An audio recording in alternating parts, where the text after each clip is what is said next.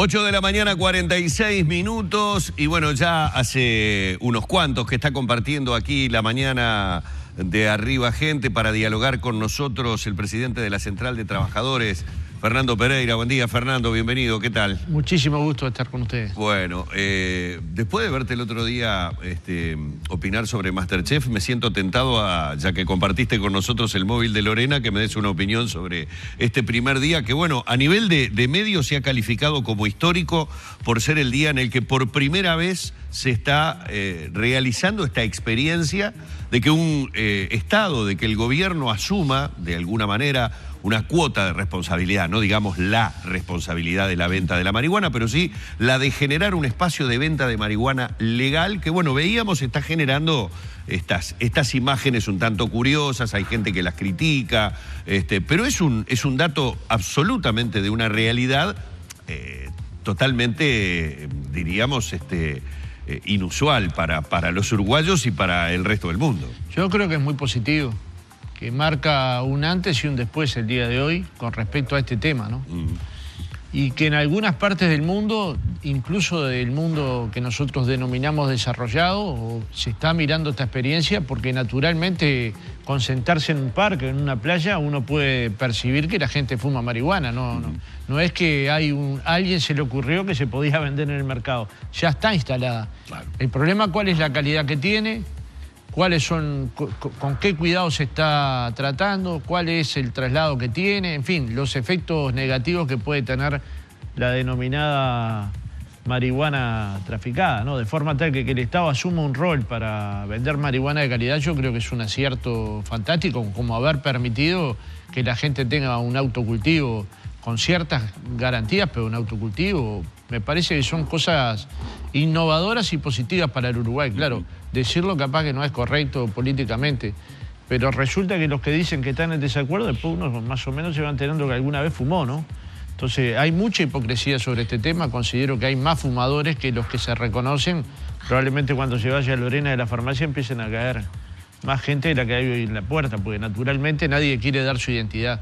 Pero parto de la base que es un paso fantástico, democratizador, y obvio que tiene efectos negativos su consumo. Así lo ha expresado la propia norma. Hay una parte que dice que hay que explicar cuáles son los daños que puede producir, pero como tiene un efecto negativo el tabaco, el alcohol, los psicofármacos y otras sustancias que la gente consume y que no son tan condenadas desde el punto de vista social. Pero insisto, siendo un tema polémico, como hay tantos otros temas polémicos, yo creo que hoy se dio. Dentro de 10 años, cuando me invite, esto va a estar naturalizado. Si estamos usted y estoy yo. O si no, hablaremos de cocina. Sí, como toda experiencia nueva, hay que darle obviamente el tiempo necesario para ver, ahí sí, después que pase este momento, tal vez hasta mediático que tiene, para ver realmente los resultados que dio. Y bueno, y lo que dice Fernando, lo vamos a tener en un ratito con Danilo, se refleja a nivel de todos los portales internacionales. Hoy todos tienen por lo menos un título, no el más importante, pero un título importante al fin con esta experiencia uruguaya.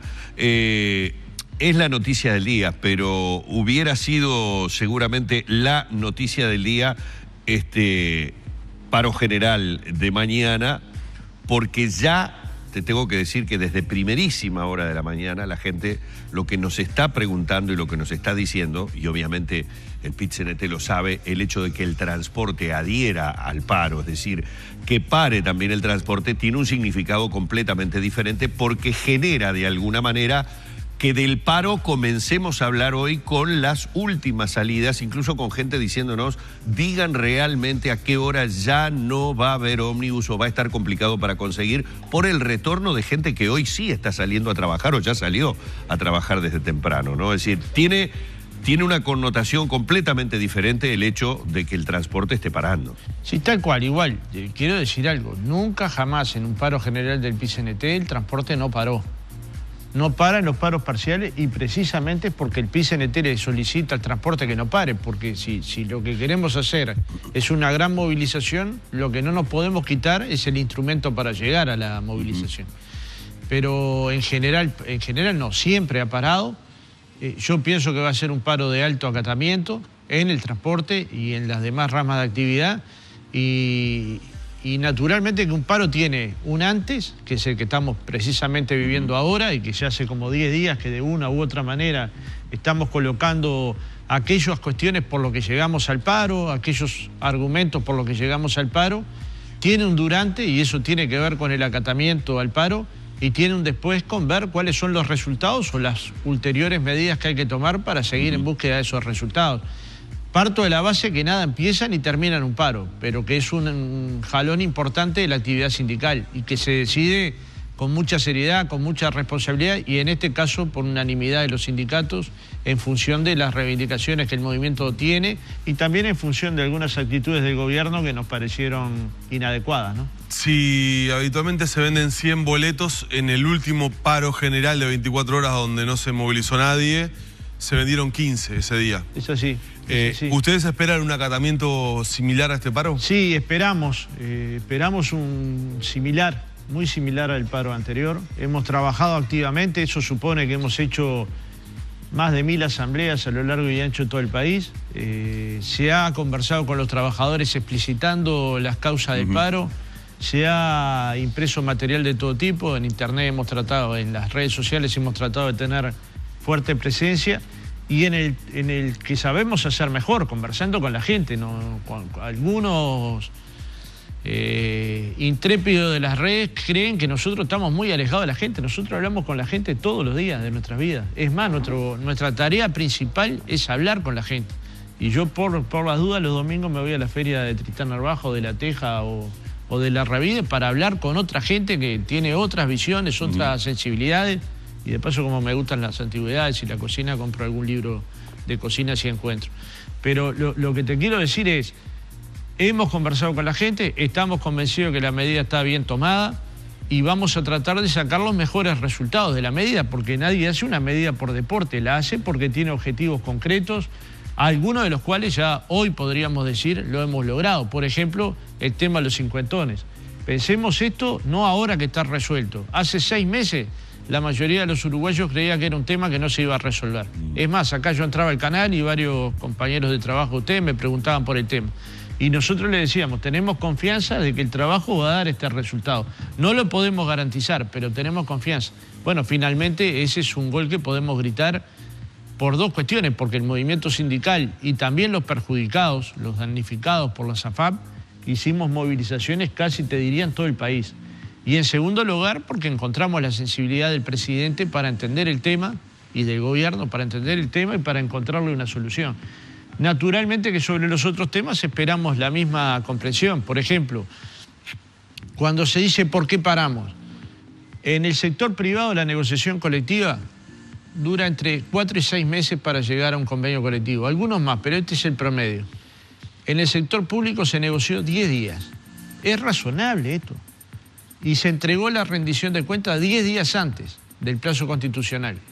Para nosotros eso constituyó un portazo a la negociación colectiva. Al sector público en general se le ofreció 0% incremento salarial. La pregunta ahí sería, ¿por qué alguien firmaría un convenio que le da 0%? Cero.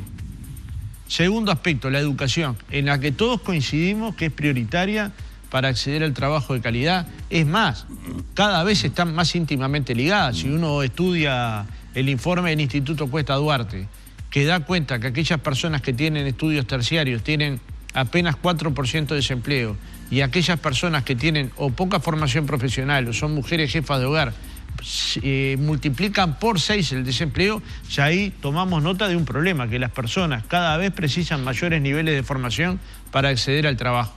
En el medio de la revolución 4.0, aunque en Uruguay llegue más lento, eso es así, llega más lento, pero cada vez llega más rápido también. Tenemos que prepararnos para ese nuevo mundo del trabajo, porque no es que va a desaparecer el trabajo, van a aparecer nuevas formas de trabajo. Y eso implica tener niveles de educación formal potentes, educación y formación técnica profesional de alto nivel y en muchos casos, yo diría en la mayor parte de los casos, educación terciaria. Si esa apuesta a la educación no la hacemos ahora, bueno, los resultados van a ser negativos. A mí me sorprende mucho, lo digo con franqueza, estudiando el presupuesto educativo uruguayo de los últimos 50 años, que ha sido paupérrimo, porque ahora mejoró y es mejor que el que había en el 2005. Pero todavía sigue teniendo niveles cercanos al 5% del producto. Y cuando uno va a mirar los países que tienen efectivamente progreso, que le agregan a su materia prima valor agregado, que construyen conocimiento, inteligencia, que venden eso al mundo, invierten muchísimo más del Producto Bruto Interno, incluso de productos bastante mayores per cápita. Entonces, a lo que me refiero es que en esta rendición de cuentas entonces no se atiende a la educación de la manera indicada, inclusive en aspectos muy menores, como regularizar 1.013 auxiliares de servicio que son contratadas por el padre y un director de la escuela, que trabajan 1 hora más por día que el resto de las trabajadoras, pero que cobran 30% menos. Injusticias de este tipo se resuelven con 10 millones de dólares. Entonces, digamos, estas cosas que podrían denominarse menores, podrían ser gestos que contribuyeran al menos a resolver algunos de los problemas que tiene la educación. No para resolver un convenio colectivo que ya es prácticamente imposible, pero sí para resolver una injusticia que todas las partes compartimos que es una injusticia. Un tercer aspecto, hay un conjunto de normas legales que están trabadas. Por eso la consigna de lo trabado, ¿no? Aquello que se traba tiende a estancarse, aquello que se estanca tiende a retroceder. Bueno, tiene que ver con esto. Votamos en diputados una ley de empleo para personas con discapacidad. Votamos en diputados la reglamentación del convenio 158. Votamos una ley de nocturnidad que está para su reglamentación y estas leyes no terminan de concretarse y dar mayores derechos. Y al mismo tiempo venimos bregando porque haya un fondo de insolvencia patronal que cubra que aquellos empresarios que despiden, que cierran o que se funden, estén los dineros para pagarle a los trabajadores. Ejemplos claros, el de Fripur, pero hay decenas de ejemplos de empresas más pequeñas que no se ven, pero que el empresario funde su empresa, pero probablemente no se funda él. Algunos sí, pero la mayoría no. Pero sí es cierto que el trabajador pierde todo lo que tiene de sus ingresos, que es el salario. Al menos debería poder cobrar aquellos días que trabajó, la licencia no gozada, el salario vacacional, las horas extras, etcétera. El conjunto de la liquidación por egreso, ¿verdad? Bueno, estas son las normas que queremos empujar. Y un tercer paquete de cosas, yo te diría que acá tal vez esté el tema también central, que es el trabajo. Cómo se construye a partir de la inversión pública y privada mayores puestos de trabajo de calidad y cómo cuando llegan esos puestos de trabajo los uruguayos estamos en condiciones de acceder a los mismos. De hecho, esa es una de las discusiones centrales con UPM, ¿verdad? Nosotros decimos, en toda la parte de la operativa de la planta tiene que haber 75% de obra nacional, como lo dice la ley de zona franca. Pero para esto también hay que, en primer lugar, tener la conciencia de que Uruguay preparó su gente en la construcción de la primera y la segunda planta y en la construcción del sulfurizadora de La Teja, de ANCAP. Y esa experiencia debe ser capitalizada para esta tercera planta de celulosa. Entonces, no es lógico que en una parte de la planta haya 90% uruguayos y en otra parte de la planta haya 40%. Bueno, esta es la discusión de cómo con nuestro conocimiento construir trabajo uruguayo, ¿no? Usted hablaba, digo, en el planteo, digamos, general del por qué se para en la jornada de mañana. Usted en el inicio hablaba de que el Poder Ejecutivo envió la rendición de cuentas al Parlamento sin la consulta previa de los trabajadores, 10 días antes de los plazos, digamos, constitucionales y normativos.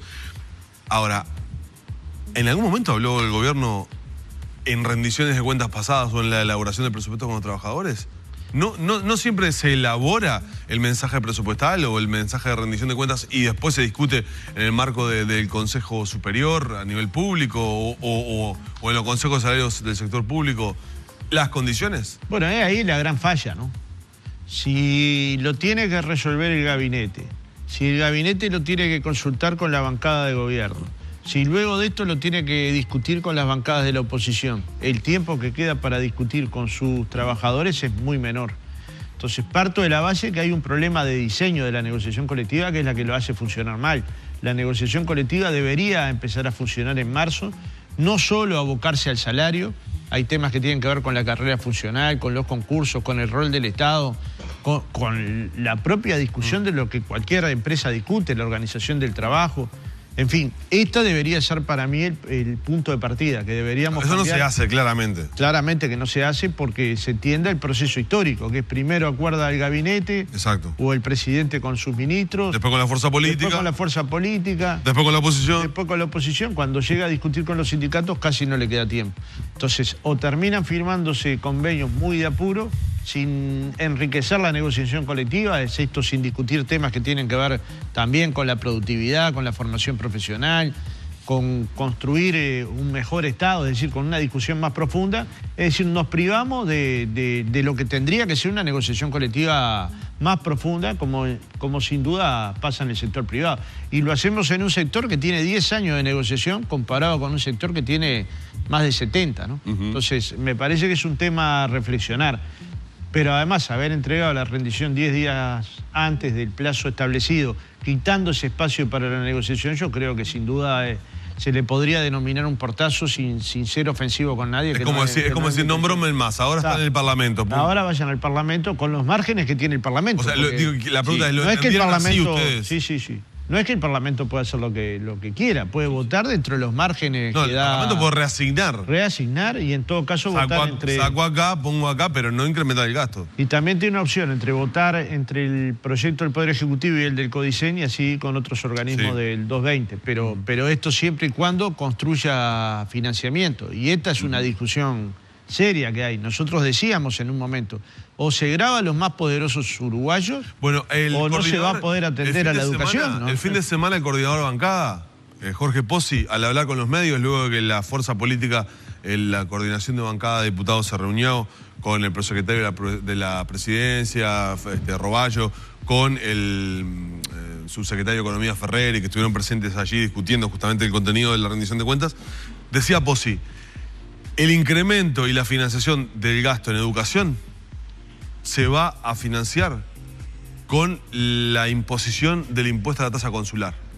¿Ustedes están de acuerdo que se financie por esa vía? Nosotros creemos que hay que financiar. El problema es que el financiamiento por esa vía es un financiamiento muy reducido, ¿no? Entonces, si bien es un impuesto bastante cuestionado, sobre todo porque podría afectar a algunos productos que son importados, el precio de esos productos, bueno, parto de la base que es un impuesto que nosotros no hemos considerado, porque partíamos de la base que era mejor gravar a aquellos que tienen mayores niveles de riqueza en el Uruguay. Digamos, en el Uruguay se dice que el 20% de las personas más ricas más o menos tienen el 43% de la riqueza y está bastante subdeclarada, así que podría estar en el entorno del 50%. Y el 20% más pobre tiene que conformarse con algo más del 7%. Es decir, que hay un sector de la sociedad que tiene mayor capacidad de pago, mayor riqueza, mayor capacidad de patrimonio.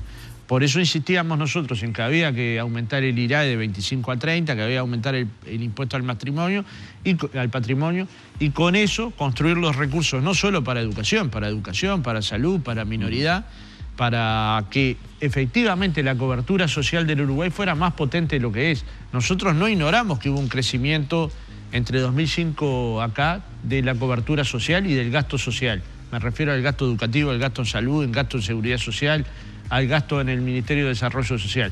Lo que decimos es que hay que ir a más, y para ir a más no había más remedio que gravar. En todo caso, el documento lo que planteaba es, el gobierno tiene un dilema, o coloca más impuestos a los más ricos, o sencillamente va a discutir impuestos de este volumen, que son realmente menores, aunque pueda significar importante, es realmente menor, y no estamos discutiendo donde efectivamente nosotros creemos que hay más recursos, que es en el sector que ha en 10 años producido enormes ganancias, porque digamos, hay que hacerse esta pregunta. El Uruguay tiene un producto bastante superior al de 2005, supera los 55.000 millones, ¿no? El 30% de ese producto es masa salarial. ¿Y el resto quién lo tiene? Por una parte le queda al Estado por impuestos, pero ¿y el resto dónde está?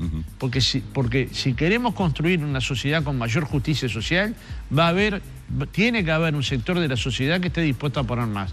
Y no es la clase media, a la que ya se le colocaron, yo creo que impuestos excesivos.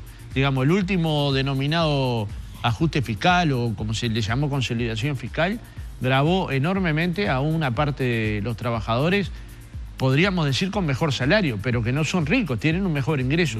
A ese trabajador le pasó que en el mes de diciembre cobró un salario líquido más grande que el del mes de enero. Eso no hay nadie que le explique eso, que le vino un aumento de salario y que el resultado de ese aumento de salario que cobró menos líquido, no hay nadie que se lo pueda explicar. Ni Humberto, ni vos, ni el ministro, ni yo. Entonces, ahí Sí, lo hablamos en su momento y es bueno recordárselo a la gente porque fue motivo de discusión fraterna, digo, aquí en la mesa de Arriba Gente, cuando se trataba por parte del PIT-CNT de conseguir que por lo menos el piso de aquel ajuste de IRPF fuera a partir de los 50.000 pesos de ingreso y que, bueno, aquellos que teníamos, porque en esto no tenía ningún prurito obviamente en decirlo que era así, el mayor de 50, lo veíamos como bueno, pero al mismo tiempo decíamos, sí, pero no dejamos de ser, al final terminamos trabajadores contra trabajadores. ¿Recordás aquello que terminó siendo un logro del PIT-CNT, el que por lo menos a esa franja de 50 para abajo no se la tocara, pero pasó eso, que venido el aumento salarial, se recibió al mes siguiente menos dinero que él se había obtenido 30 días antes? Claro, entonces hay una señal clara. Ese sector de la sociedad ya está demasiado castigado desde el punto de vista impositivo. Pero entonces, es el único que parece que se puede seguir sacando, Pero por eso digo... Porque indirectamente uno sigue, lo digo por una franja importante de gente que está en un multiempleo y que va recibiendo permanentemente, esto también me aumentó, tal cosa también me aumentó. Digo, parecería ser que siempre es el único sector del cual se puede seguir tironeando un poquitito. Es el que más fácil tenés para grabar, porque es el que está más a mano y el que está declarando sí o sí. Bueno, pero podría ser también el más fácil el IVA. ¿No? Porque sí está, el IVA en algún momento se usaba el IVA como recaudatorio y era nefasto porque, digamos, pero hay que pensar un sistema que grava a los más poderosos. De hecho, en algunas partes del mundo se hace y se hace con éxito. Es decir, no es que no se haga.